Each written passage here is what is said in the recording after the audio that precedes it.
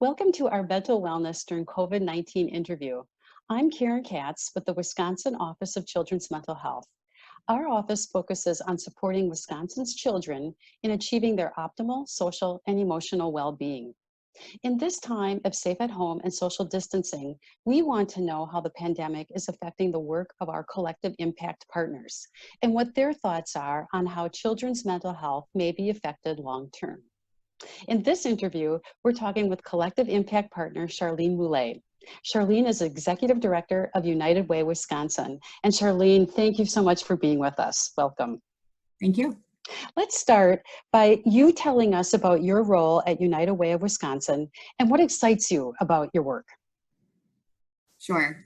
So my role at United Way of Wisconsin is to support our 40 local United Ways and to look for how our work with them can be translated to statewide partners. And why do I like working here? Well, United Way is my dream job.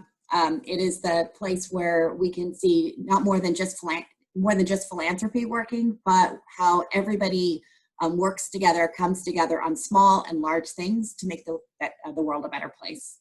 Oh, excellent. And so thinking about COVID-19 and the pandemic, how has that changed what United Way Wisconsin does and plus United Ways throughout the state? Yeah, like everyone, the public health emergency has required that we think differently about how we do our work. We raise funds to support partner agencies, largely through in-person visits to businesses, working with volunteers on the ground. And like everyone, we've had to adapt our business really quickly so that we can continue to innovate and continue to do the work we do.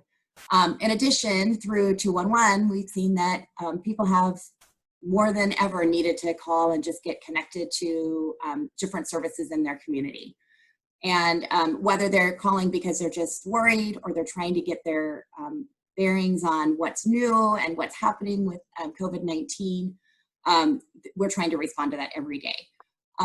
We're also seeing an increase in anxiety in people and when they're calling and looking for ways that we can help provide support in different ways.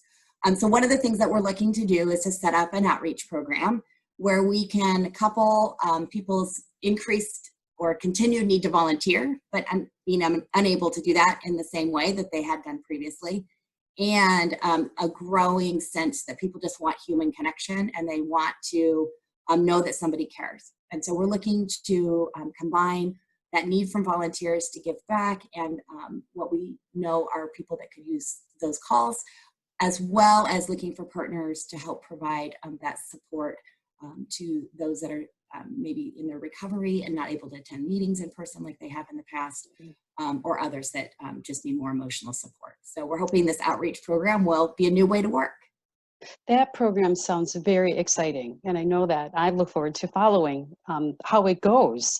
And it's a neat thing that's come out of COVID-19, which brings me to my next question. As we think about moving past COVID-19, we wonder if this crisis could be an opportunity to adapt and innovate, to perhaps correct system flaws. Can you talk about what you're seeing along those lines as things to maybe carry forward in a positive way?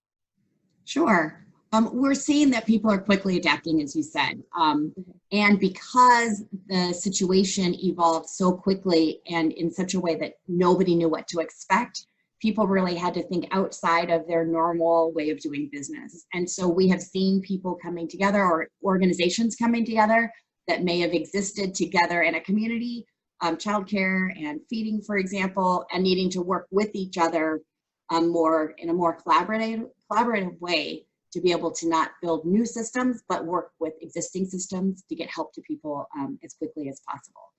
We've also seen that the use of technology and people needing to connect, that there are ways to get people access to services that they haven't had in the past. And so we're hoping that as we move past COVID-19, we're going to continue to look at those things. We're going to continue to look at how are we working together to make sure people can access services, and how are we working together to not have to create new systems, but can just bring systems together in more efficient ways. Oh, excellent. And then as we wrap up, I just want to know if you have any words of encouragement for United Ways across the state.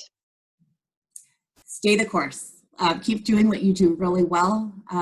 United Ways are known for understanding what people need as well as people that want to provide service. So we need to keep doing that.